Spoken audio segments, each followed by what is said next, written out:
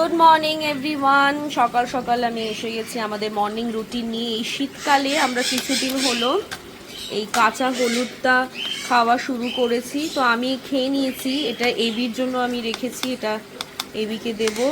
আর এটা হচ্ছে এই যে আমলকি, আমলকিটাকে আমি গ্রেড করে নিয়েছি। এবার এটার আমি রস বের করব, গরম জলের সাথে পাইল করে এটা খাবো। তো খালি পেটে আপাতত আজকে আমরা এটাই খাচ্ছি।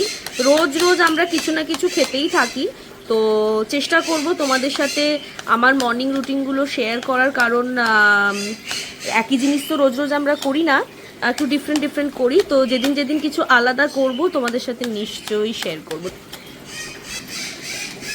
এই যে হলুদটা স্পুনে তুলে দিলাম, এই আমি গরম জল আনলাম। এবারে এই যে আমলকি গ্রেট করে রেখেছি এটা এই জলের মধ্যে দেব। আগে জলটা গরম করে নেব, তারপরে আমলকির রসটা গ্রেট করব। আর এরপরে কিন্তু আর এই জলটা গরম করা যাবে না। তো চলো রসটা বের করে নিই, আমি হাত দিয়েই বের করব।